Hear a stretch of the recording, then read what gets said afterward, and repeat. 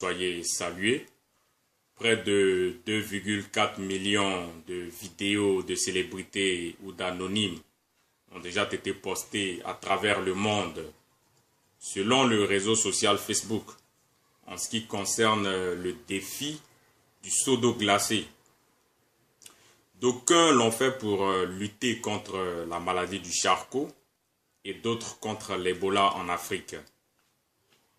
Souffrez de ne pas nous voir suivre la tendance et de contribuer autrement à la progression du Ice Bucket Challenge, à la progression de ce concept-là, relativement à toutes ces maladies qui déciment l'Afrique, plus précisément l'Ebola.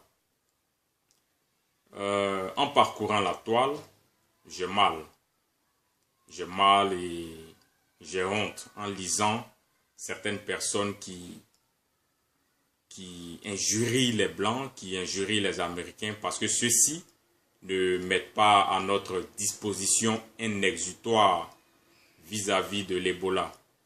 J'ai mal de lire tous ces propos de détresse à l'endroit de l'Occident.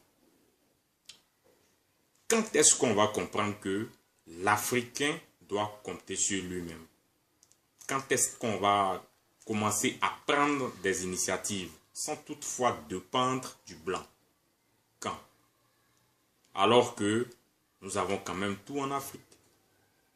Ce ne sont pas les hommes aujourd'hui qui manquent, encore moins les ressources médicinales. Nous avons tout en Afrique. Le problème aujourd'hui se situe au niveau de la volonté et la méchanceté de nos hommes politiques. Ils s'en foutent royalement de nos populations. Ils ont la possibilité aujourd'hui de sauter dans un jet privé à n'importe quelle heure et se rendre à Paris ou au Maroc ou aux États-Unis pour des soins. Donc ils s'en foutent. Si la population crève, ce n'est pas leur problème. C'est triste. En lieu et place d'encourager les recherches scientifiques par des politiques claires, ces mêmes dirigeants-là s'inviteront, ils vont s'inviter dans le concept d'Ice Bucket Challenge en se mouillant d'eau glacée pour témoigner de leur lutte contre tel ou tel fléau. Une manière à eux de lutter. À cette ère où tout le monde parle d'atteindre l'OMD, les célèbres objectifs du millénaire pour le développement, nous, nos gouvernements africains, devraient quand même penser à promouvoir davantage la recherche scientifique sur le continent et favoriser ainsi les investissements dans ce domaine.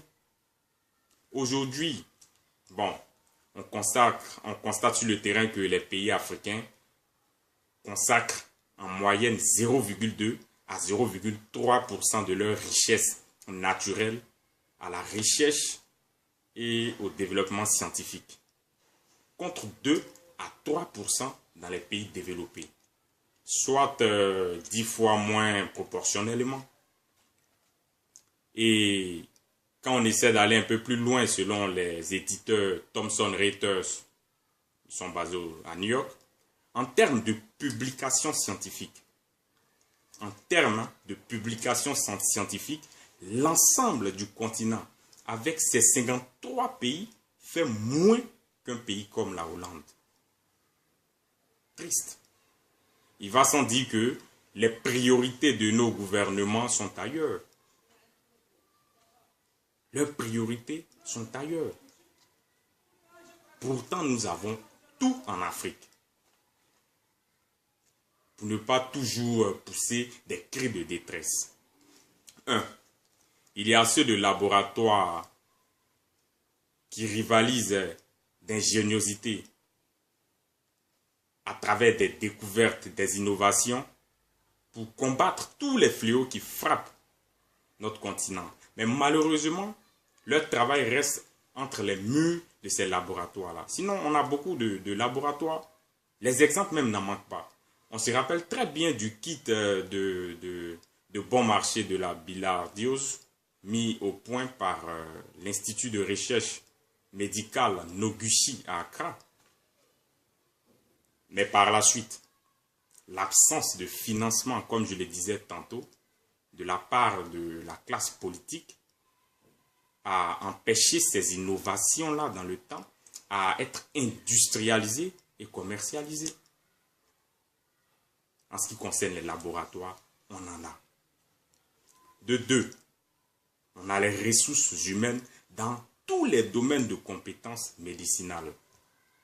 On a les hommes. Que ce soit les professeurs de nos universités, les tradis praticiens, les biologistes, les chercheurs, on en a.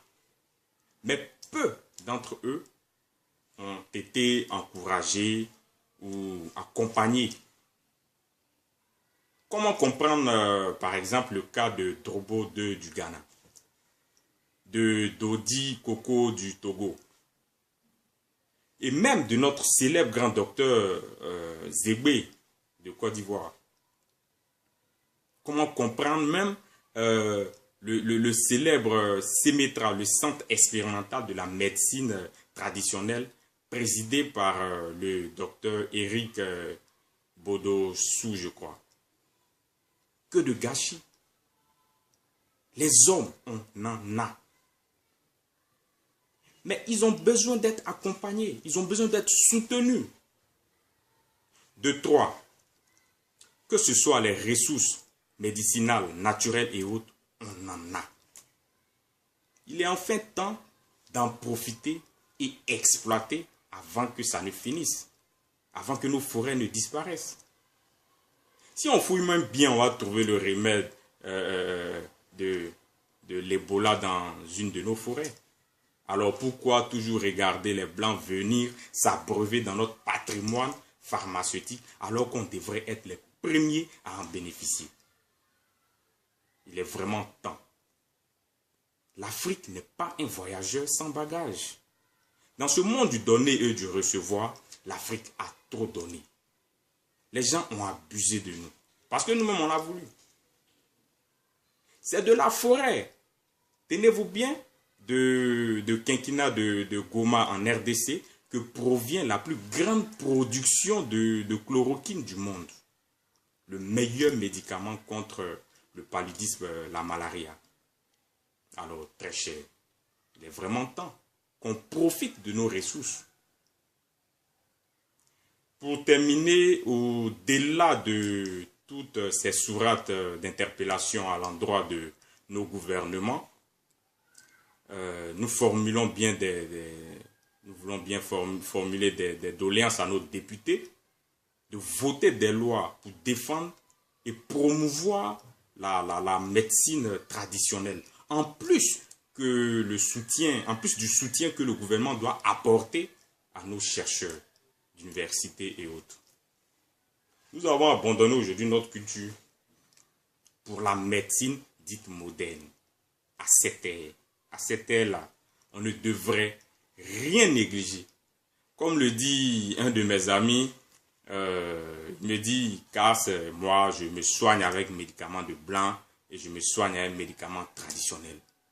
Pour dire qu'on ne doit rien négliger, on doit encourager toutes ces personnes qui travaillent nuit et jour à soulager nos populations malades. Ils ont besoin d'être encouragés, d'être accompagnés.